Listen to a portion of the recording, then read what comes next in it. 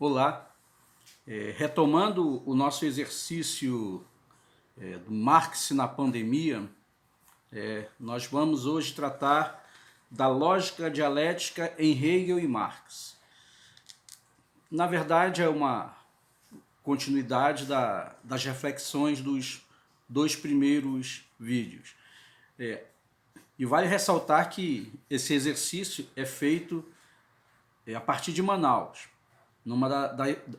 no contexto de quarentena, diante da pandemia do novo coronavírus. E que Manaus é uma cidade que hoje tem uma taxa de incidência de infecção pela Covid-19 que é a mais alta que a taxa nacional. Nossos hospitais colapsaram, há vídeos que dão conta da situação do caos que se instalou no sistema hospitalar, a despeito da voz oficial. E a despeito dessa condição, Bolsonaro, no seu discurso contrário ao isolamento social, em Manaus, ele tem vencido. Na última testagem,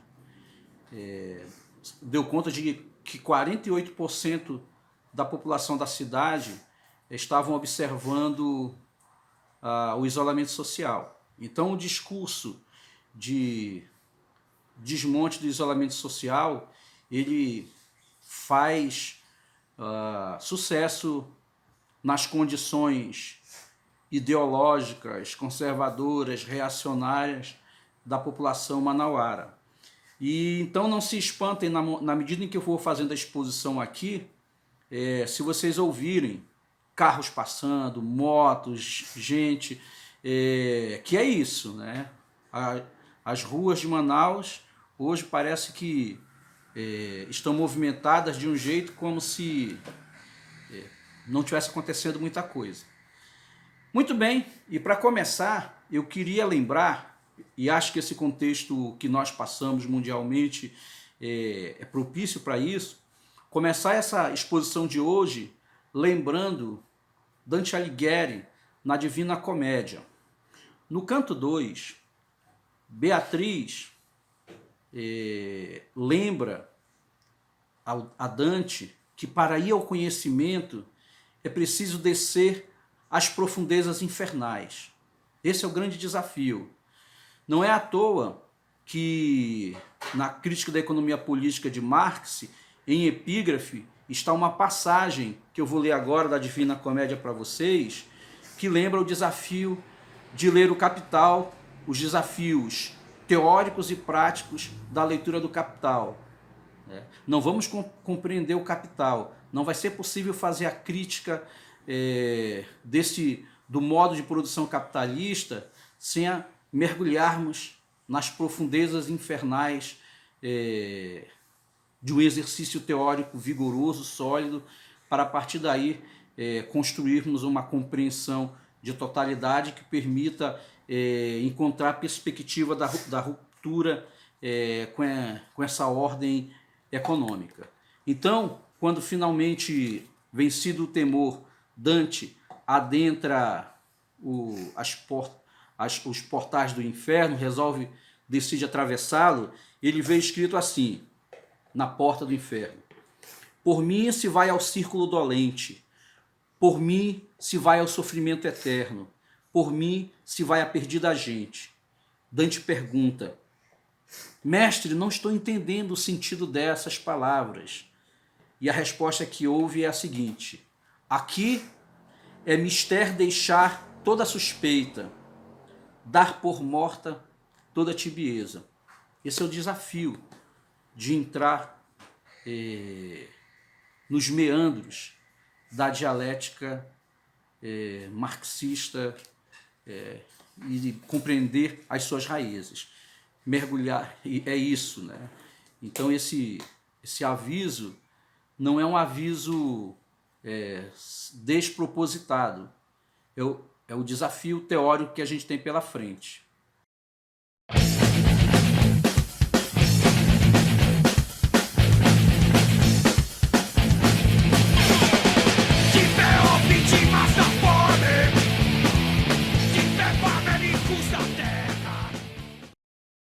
começar essa exposição de hoje, é importante considerar o que é a lógica. Na ciência da lógica, na pequena lógica, nós vamos encontrar uma reflexão que nos leva a pensar que a lógica é uma ontologia ou uma ciência do ser. Nela, o ser é revelado no e pelo pensamento. Então, o primeiro elemento que a gente tem que aprender aqui é que a lógica dialética é uma ciência do ser. E ciência eu já expliquei na videoaula passada o sentido dela em alemão, né, como Wissenschaft. Pois bem, então nós estamos diante de uma ontologia e isso nos coloca alguns desafios. O primeiro, que ignorar o aspecto ontológico da lógica quando se afirma uma pesquisa como sendo do método do materialismo histórico dialético é reduzir o sentido da lógica, é reduzir a compreensão do que se chama de um método dialético. Por que eu estou dizendo isso? Porque, como professor, não é incomum eu encontrar, participando de bancas de defesa, de pesquisa, certos expositores argumentarem que o seu método de pesquisa é o método do materialismo histórico dialético.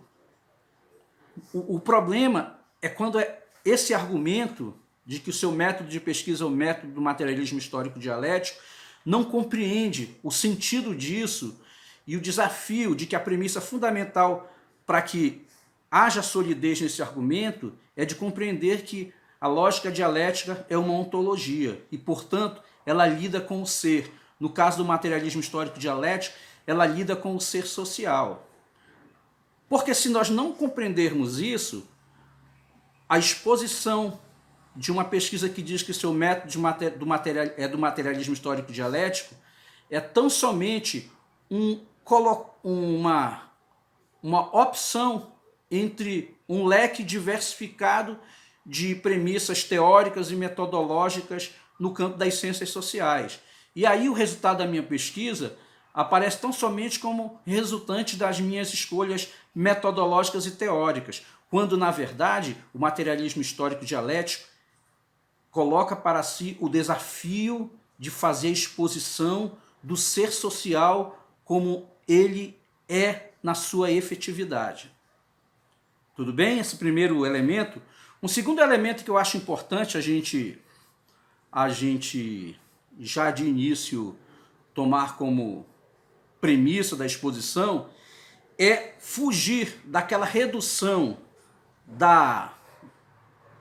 de uma certa tentativa de exposição da lógica dialética como sendo um processo em que você tem uma tese, uma antítese e uma síntese. Gente, vocês vão encontrar em vários manuais esse tipo de redução. A lógica dialética se explica por uma tese, uma síntese e uma antítese. Se vocês forem ao YouTube, vocês vão estar poluídos de explicações do método dialético segundo essa tríade, tese, antítese e síntese.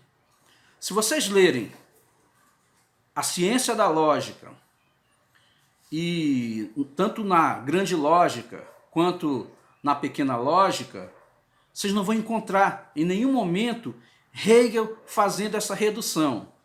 Entre outras razões para não haver esse tipo de exposição em Hegel, é porque isso seria para ele reduzir a compreensão da lógica dialética a um formalismo. Então eu encaixo nessa exposição formalista a compreensão de lógica e aí tudo é facilitado, né? Mas esse formalismo, na verdade, encobre os sentidos mais profundos da lógica dialética. Tomar a lógica dialética por essa tríade, tese, antítese e síntese, é não observar o que estava escrito na porta do inferno quando Dante o atravessou, que é preciso deixar para trás toda a tibieza. No caso aqui, é preciso ir além dessas exposições reducionistas, formalistas, do que seria a lógica dialética. Bom, mas então o que é a lógica?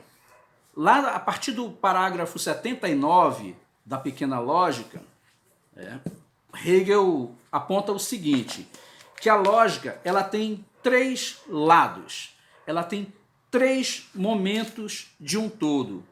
Ela tem um lado abstrato, ou do entendimento, ela tem um lado dialético, ou negativamente racional, e ela tem o especulativo, o momento especulativo, ou positivamente racional. Ora, esses três momentos da lógica não são três momentos que estão numa sequência em que você primeiro resolve o que é o abstrato ou do entendimento, depois compreende o que é o dialético e finalmente nós vamos chegamos ao lado especulativo, dentro daquele roteiro de tese, antítese e síntese. Não, esses três momentos são três momentos concomitantes de todo o ser lógico real. Ora, o que é então? Então agora eu vou fazer uma breve exposição do que é esses três momentos da lógica dialética, mas compreendendo que eles são três momentos concomitantes. Não há uma hierarquização, um início, meio e fim. São três momentos que dialeticamente se interagem, interinfluenciam. Né? Bom, esse momento, o momento do lado abstrato, do entendimento, é o momento dos conceitos ou categorias considerados fixos, nitidamente distintos um dos outros.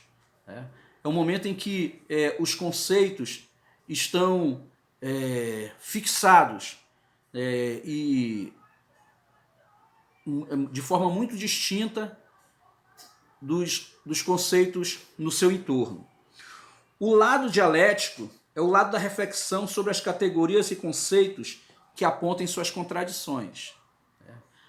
O primeiro momento, que é o momento do abstrato ou do entendimento, os conceitos estão numa, digamos assim, determinidade fixa. Eles, de certa forma, são essentes, né? São suficientes em si mesmos. Mas o momento dialético é o momento em que são mostradas a finitude dos conceitos e categorias e, mais ainda, né, as suas contradições. O que exige, então, que o terceiro momento, que é o momento que me permite compreender o todo do movimento do ser, que é o lado especulativo. Nela, você tem uma categoria superior, você tem o momento do conceito e das categorias no seu momento mais vigoroso e sólido, pois ele engloba as categorias anteriores e resolve as contradições nelas presentes. É um múltiplo de determinações. Então você tem num primeiro momento, no lado abstrato, as categorias na sua condição essente. No segundo momento, você pensa as contradições dessas categorias e conceitos. Né? Você percebe que elas possuem contradições. E no terceiro momento, que é o momento especulativo, é o momento em que elas se realizam na sua plenitude conceitual, em que foi suprassumido, né? Que foi para o movimento dos conceitos na sua plenitude, a sua condição como momento fixo e as contradições nesse momento existente. Ora, então você consegue dar conta da exposição de todo o lógico real quando percebe esse movimento desses três momentos. Ok? Muito bem. Pensando isso, que depois eu já avanço para um outro momento da exposição da lógica, que é a doutrina do ser, né? E aqui eu vou procurar, na exposição da doutrina do ser, dialogar com o debate que Marx estabelece com a exposição lógica, com a contribuição de Hegel para essa exposição. E para isso é interessante retomar o que ele apresenta no prefácio da segunda edição ao Capital, porque lá ele diz o seguinte, eu já fiz referência a esse prefácio em outros momentos. Meu método dialético, em seus fundamentos, não é apenas diferente do método hegeliano, mas exatamente o seu oposto. Para Hegel, o processo de pensamento que ele, sob o nome de ideia, chega mesmo a transformar num sujeito autônomo, é o demiurgo do processo efetivo, o qual constitui apenas a manifestação externa do primeiro. Para mim, ao contrário, o ideal não é mais do que o material transposto e traduzido na cabeça do homem. Ora, esse primeiro momento da exposição que eu fiz, fazendo referência ao sentido de lógica em Hegel, a ideia de que todo ser lógico real, ele compreende esses três momentos, o abstrato, o dialético e o especulativo, em Hegel, são momentos do ser como conceito, como categoria.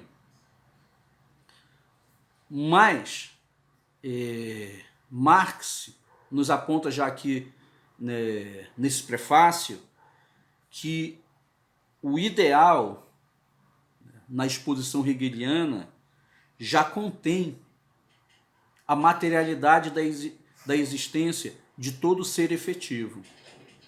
Por isso é que ele avança um pouco mais e diz o seguinte, ainda nesse prefácio: por essa razão, declarei-me... deixa eu ir adiante um pouco mais. Ele diz o seguinte: a mistificação que a dialética sofre nas mãos de Hegel não impede em absoluto que ele tenha sido o primeiro a expor, de modo amplo e consciente, suas formas gerais de movimento. Nele, ela se encontra de cabeça para baixo. É preciso desvirá-la, a fim de descobrir o cerne real dentro do invólucro místico. É preciso desvirar a lógica dialética. O real já está contido, o real, o concreto, o efetivo, já está contido na exposição hegeliana do sentido da lógica e de sua ontologia. O desafio para o materialismo histórico dialético é desvirar isso. E o que é desvirar? Aqui nós temos uma outra fonte de muitos equívocos. Por muito tempo, diversos manuais que falavam do método do materialismo histórico dialético, ao se defrontarem com este desafio ou com esta perspectiva metodológica proposta por Marx, diziam que a dialética estava de cabeça para baixo em Hegel e que Marx a colocou de pé. Meus caros, uma exposição feita assim nem parece lidar com problemas teóricos, com um problema filosófico tão central. Parece um exercício de ginasta. Está de cabeça para baixo, eu coloco em pé.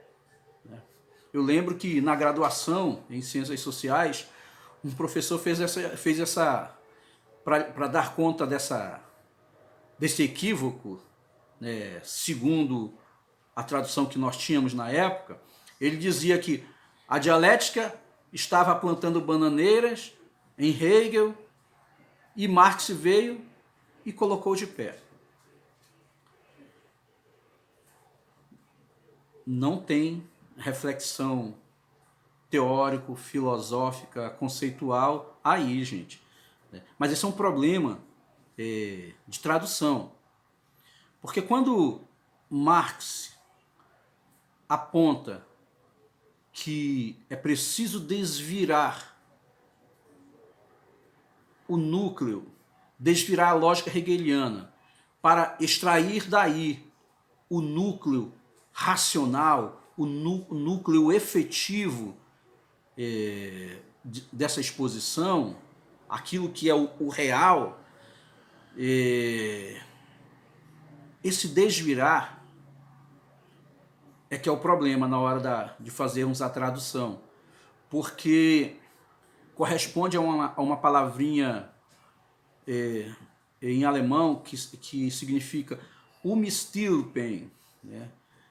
E umstülpen é que é o desafio, porque muitos manuais traduziram, ou até mesmo algumas traduções das obras de Marx e Engels, traduziram essa expressão por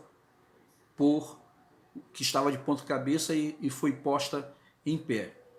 Quando, na verdade, o desafio é outro. Há um autor alemão chamado Hans Fulda que se debruçou sobre essa questão e diz o seguinte: a melhor metáfora para explicarmos o sentido de desvirar na lógica dialética é compreender a lógica como se fosse uma luva. Né? E o que Marx faz então? A mão que vai ao interior da luva a desvira e traz para fora aquilo que é o efetivo, que é o núcleo do real, da concretude do ser social, que estava encoberto pelo invólucro místico, que aqui no caso da metáfora da luva de Hans Fulda, seria a parte externa da luva. Mas o invólucro místico e o ser social e o ser social na sua concretude são momentos do mesmo ser.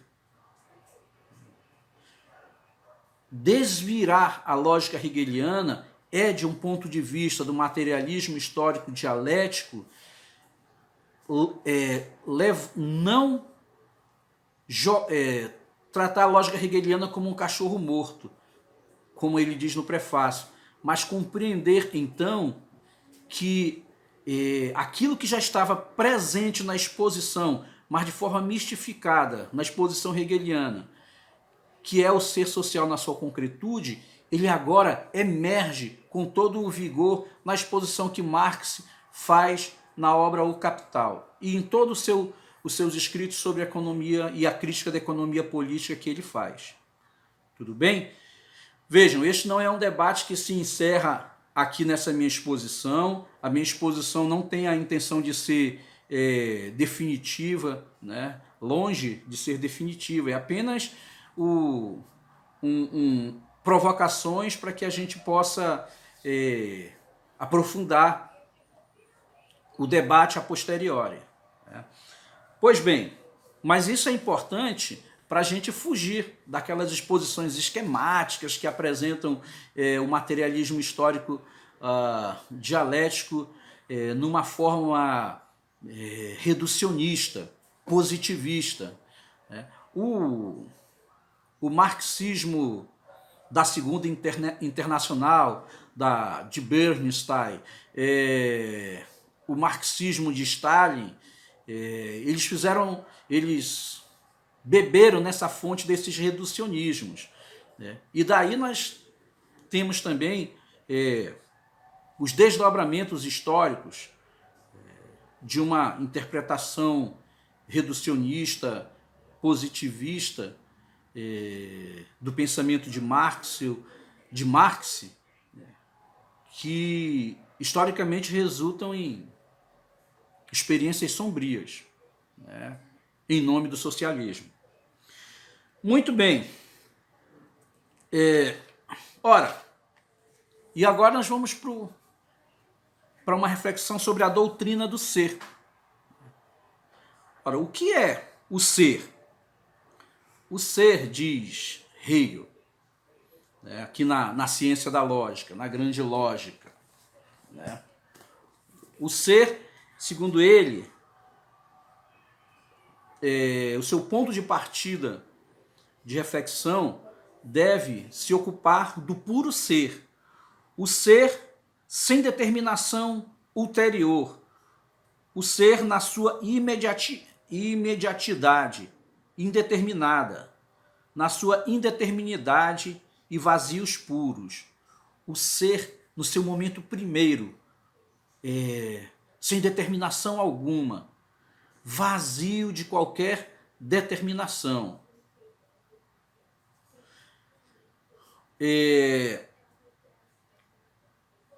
O que o Hegel diz assim na Pequena Lógica sobre o ser, esse momento primeiro? O ser sem determinação. É o ser carente de determinação. Não pode ser sentido, nem intuído e nem representado. É o pensamento puro e, como tal, constitui todo o começo da reflexão. É o ser na sua pura ausência de qualquer determinação. Muito bem. O desafio aqui parece extremamente complexo, mas eu tendo a concordar com alguns escritores que relacionam Hegel. Ele é complexo na forma de se fazer exposição em Hegel, mas ele lida com aspectos que são essenciais da existência de todo o humano e da compreensão de todo o ser, seja o ser em geral, o ser natural ou o ser social. Então, por exemplo, e aqui eu vou ousar fazer alguns exercícios fora desses meandros do debate fundamentalmente teórico, para tentar ajudar a clarificar, né? E compreendo que os exemplos nem sempre ajudam, mas eu vou assim mesmo arriscar aqui nessa exposição hoje. É comum nos debates na esfera pública, por exemplo, nos referirmos ao capitalismo, ao capital. Ou então, mais ainda, pegar aqui um exemplo contemporâneo que tem a ver com o debate das crises climáticas, e não é incomum você encontrar em exposições de cientistas, ONGs, de relatórios sobre crise climática, a erosão dos sistemas ecológicos, apontamentos que dizem que a humanidade levou a uma profunda contradição entre o homem e a natureza. Bom, se a exposição se der por satisfeita com essa explicação de que a humanidade contém em si uma contradição que leva a essa negação da relação com o mundo natural de forma destrutiva, se ficar exclusivamente nesse ponto de partida, nós ficamos naquilo que o Hegel diz que é o momento de todo ser puro, é o ser indeterminado, porque uma humanidade indeterminada. Você não a situa no contexto material e histórico em que efetivamente as contradições entre o homem e a natureza avançaram e foram produzidas. Parece, se eu fico na indeterminação dessa expressão humanidade, parece que é um elemento da própria natureza humana caminhar para a destruição de todo ser natural. É como ficar numa exposição do Maquiavel na obra O Príncipe, quando ele diz que o homem é naturalmente um ser mau. Ora, essa exposição, assim desse modo, fala de uma humanidade ou de um homem indeterminado, muito genérico, vazio, pura abstração. Mas Hegel compreende que essa pura abstração é o momento de partida de toda reflexão. Ora, o ser posto assim, ele é um nada. É um nada também. Porque quando você diz a humanidade, você fala de um indeterminado, de algo vazio, e portanto você fala do nada. É o puro nada, diz Hegel. Perfeita vacuidade, ausência de determinação e conteúdo. Ora, mas esse ser puro ou esse ser nada é o mesmo dito por outras vias. E portanto, parece haver aí, diz Hegel, parece não, há aí uma passagem do ser para o nada e do nada para o ser, que na verdade é um movimento do mesmo. Dizer humanidade é dizer algo que é pura abstração, é um vazio, é uma vacuidade. E dizer humanidade assim é o mesmo que dizer nada. E essas duas coisas, ao mesmo tempo que são negação uma da outra, elas são o mesmo. Você está dizendo a mesma coisa. Humanidade como ser e como nada. Esse movimento entre ser e nada é o que Hegel nos coloca dizendo, é o devir. Todo ser exige o devir. E essa passagem do ser para o nada é um momento do devir, do movimento. E do nada para o ser também é o devir. E este devir,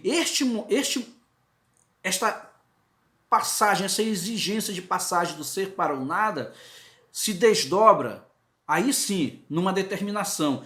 Exige da reflexão que ela se determine. Porque se eu digo, e vou continuar com esse exemplo aqui, humanidade, eu preciso determinar isso. Porque eu já compreendo que ela é um nada, então eu preciso melhor determiná-la. Esse momento da determinação é o que Hegel chama de o Dasein. É o segundo momento do ser, o Dasein, o ser aí. O ser aí é o devir. E o devir deve também tomar a forma de ser determinado, de um ser particular, um ser marcado por uma certa determinação. O ser aí é isso, um ser marcado por uma certa determinação. O ser aí se define sempre como o outro do ser. O ser, em geral, a humanidade, exige agora que eu a determine. Essa determinação é o ser aí. Então, não basta dizer que a humanidade produziu as condições que levam à erosão dos sistemas ecológicos e à crise climática contemporânea. É preciso determinar de que humanidade estamos falando, de que homens estamos falando. E aí nós temos a determinação do capital. Aí nós temos a determinação das sociedades capitalistas. Nós determinamos o ser. Porque se ficarmos nessa vacuidade da pura abstração, nós vamos fazer um belo discurso de dever moral, mas não vamos enfrentar as contradições efetivas que produziram essas erosões dos sistemas ecológicos e produziram a crise climática. É preciso determinar material e historicamente que sociedades produziram esse tipo de problema, essa tragédia do século XXI, do qual a Covid-19 é apenas uma outra manifestação fenomênica. Gente, essa passagem, esse ser aí é a expressão de uma passagem do ser em si, que é esse ser geral, puro e abstrato, para um ser mais determinado. O ser aí, esse ser determinado, depende dos contornos ou dos limites do outro, que lhe determinam do exterior. Todo ser aí, todo ser determinado, ele depende da existência do outro, a partir do qual ele constrói, digamos assim, para usar uma expressão mais palatável para as ciências sociais, ele constrói a sua identidade particular. Né? Para que isso ocorra, é preciso que existam outros. Né? Então o ser aí é um ser ao lado de outros. O outros a partir do qual ele pode se determinar. Para ficarmos com os argumentos de Hegel, na forma como Marx faz sua exposição, quando Marx inicia o primeiro capítulo do Capital, ele diz assim, que é o capítulo sobre a mercadoria, ele diz assim: a riqueza das sociedades onde reina o modo de produção capitalista aparece como uma enorme coleção de mercadorias, e a mercadoria individual como sua forma elementar. Nossa investigação começa, por isso, com a análise da mercadoria. Ora, esse ser indeterminado, que são as relações capitalistas, aparece para os homens como uma grande acumulação de mercadorias, como uma grande coleção de mercadorias. As mercadorias já são um momento de determinação desse ser geral que é o capitalismo. E então, eu preciso compreendê-la ao lado de todos os outros, das outras determinações de ser aí, que estão ao seu lado e que permitem, então, compreender a mercadoria como um ser determinado, a partir do qual vai ser possível seguir os fios de Ariadne da lógica dialética e fazer uma exposição histórica materialista, nos termos de Marx. Né? Pois bem, o ser aí, como eu expunha antes, então, depende dos contornos dos outros seres. Né? Nessa forma particular de ser aí, o ser é, portanto, um ser para um outro. Certa vez eu usei numa exposição dessas sobre o método de Hegel, um exemplo pobre, mas que eu acho que didaticamente ele ajuda. É pensarmos o seguinte: vamos pensar o ser na sua condição de ser em si, como pura abstração. Vamos usar a expressão vermelho. Então, quando eu digo vermelho, eu nomino o ser, mas na sua pura abstração. Porque, na verdade, existem diversas tonalidades do vermelho. Né? Cada tonalidade dessa é o ser determinado, é o ser aí. Mas eu sei que existe um vermelho mais forte e um vermelho mais fraco, somente porque eu tenho essas duas determinações de vermelhos, e uma ao lado da outra forma uma identidade particular.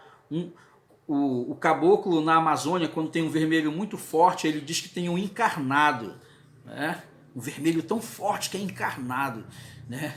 Um vermelho cor de sangue, vivo. Tem um outro mais pálido. Ora, essas diversas tonalidades desse ser em geral, chamado vermelho, são momentos particulares que se realizam como ser aí. Né? Ou seja, um ser aí que só é possível compreender sua particularidade porque se encontra ao lado de outros. O ser para si é o ser que é extraído e se passa dos outros seres. A compreensão de que há o ser aí, o ser na sua determinidade ao lado dos outros, é o momento que coloca para este ser aí a compreensão de que ele é um ser para si. É o ser que é extraído. que se separa dos outros seres. E Hegel diz assim, na Grande Lógica, de forma poética: o ser como ser para si é o momento mais íntimo, mais objetivo da vida do espírito, pelo que a gente se torna um sujeito, uma pessoa e uma pessoa livre. O ser para si é o momento de autonomia do ser, que deixou de ser um simples ser colocado um ao lado do outro e tem, no caso de Hegel, a autoconsciência conceitual de si. Ou no caso de Marx, que tem, por exemplo, no caso dos trabalhadores, a consciência de si como classe. É um salto livre de essa ideia do ser para si, é um salto livre, sem a proposta de... É sempre proposto, jamais imposto.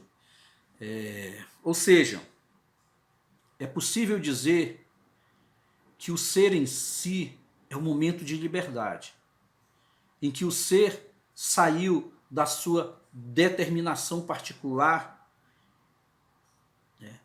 e foi capaz de compreender e de perceber aquilo que já estava posto para ele desde sempre, que é essa liberdade, mas que, de um ponto de vista da dinâmica dialética, jamais é imposta para todo ser.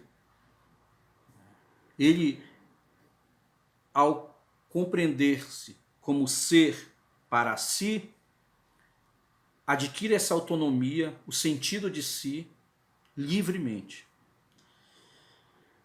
Como é que eu posso explicar isso melhor? Nos manuscritos econômicos filosóficos, quando Marx está falando, o jovem Marx está falando do trabalho estranhado, né, ele diz o seguinte: na medida em que o trabalho estranhado estranha do homem a natureza e o homem de si mesmo, de sua própria função ativa, de sua atividade vital, ela é estranha do homem o gênero humano. Faz da vida genérica apenas um meio da vida individual. Ora, o que é o momento, então, do estranhamento do homem? Da mais profunda alienação da sua existência. Alienação como estranhamento. Eu vou voltar a isso mais na frente, para a gente compreender as distinções entre alienação, estranhamento, com mais precisão, mas não vai ser hoje. Mas é possível dizer o seguinte, que só é possível, nos termos de Marx, ir além desse estranhamento se o homem fizer um movimento livre, autônomo de ser para si, de se compreender como um ser que tem uma determinação como ser aí, e, portanto, ele tem uma determinação histórica e material que vai além de dizer que ele é um humano, parte de uma humanidade, né? Vai além dessa determinação primeira, que é a determinação do ser aí, para esse momento da autonomia, da liberdade, que está sempre proposta dialeticamente, mas jamais imposta, que é esse movimento do ser para si, do ser que toma consciência de si e da sua condição de ser genérico. Porque essa é uma contradição extremamente fina, complexa de ser apreendida, e que a exposição de Marx, dos manuscritos econômicos filosóficos até o Capital, nos permite desvelar melhor, que é o fato E aqui tem a grande artimanha do Capital. Quando ele diz, nos seus documentos oficiais, que a humanidade é responsável pela crise ecológica, eu estou diante desse grande vazio puro ser indeterminado, que não permite aos homens, na sua materialidade, particularidade,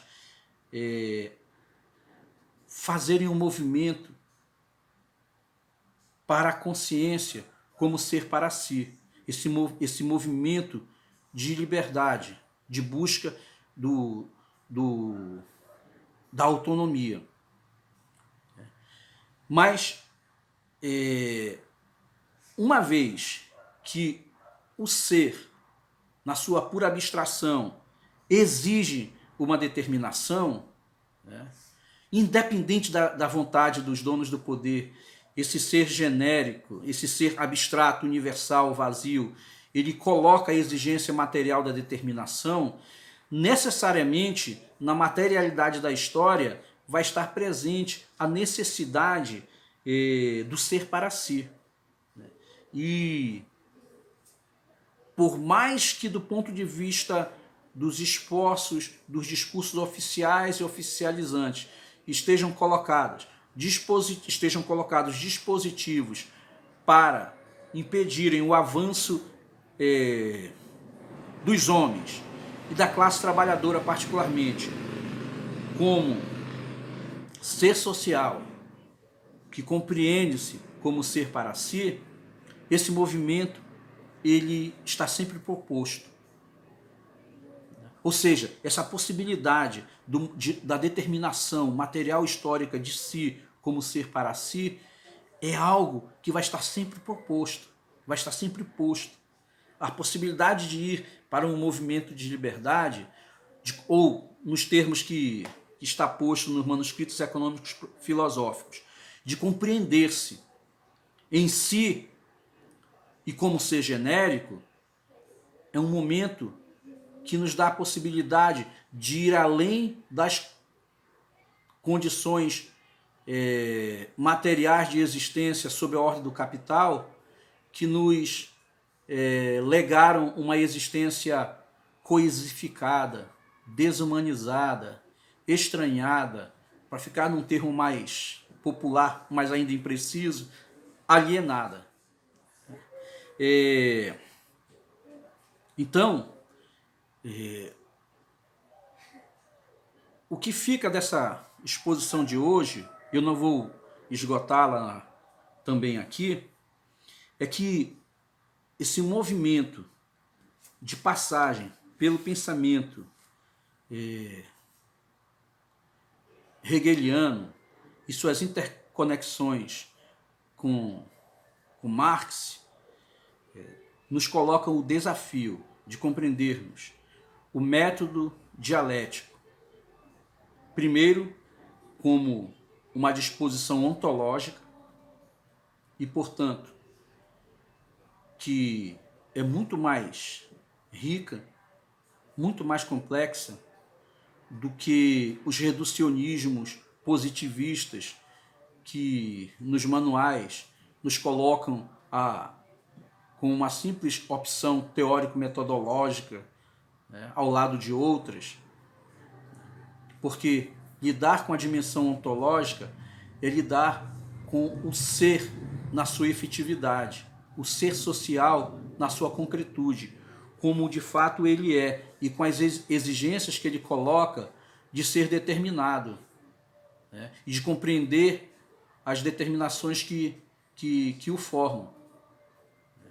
É fazer um movimento que Marx faz no Capital, de tomar a mercadoria como um ponto de partida também muito geral, abstrato, que dito exclusivamente como mercadoria não diz nada, mas que Marx, no processo de exposição da obra Capital, vai tornando esse ser mercadoria mais determinado. Quando nós avançamos pela leitura do capítulo 1 do Capital, aí nós vamos descobrir que a mercadoria que toda mercadoria é valor de uso. E quando eu digo que toda mercadoria é valor de uso, eu já apresento uma determinação. Um ser para si da mercadoria.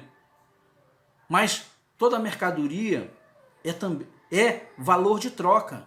Fundamentalmente é valor de troca. Eu tenho uma determinação mais precisa do que a mercadoria quando eu digo que ela é valor de troca. Mas ela tem o outro dela, que é o ser valor de uso. Mas como valor de troca, eu só compreendo o intercâmbio da mercadoria como valor de troca com outros valores de troca se eu compreender que subjaz no processo de produção relações que produzem o valor e que só são possíveis de ser apreendidas essas relações se eu volto as lentes para a observação da materialidade da produção capitalista, da forma como os homens são explorados no trabalho e de como nesse espaço eles produzem as mercadorias, ao mesmo transformam a materialidade do trabalho morto em coisa viva, pulsante, que compõe algo extremamente único e que caracteriza as sociedades capitalistas, que é o mais-valor. Ou como se dizia nas traduções antigas, a mais-valia. Se nós não compreendermos o momento de produção da mais-valia, nós não vamos apreender as determinações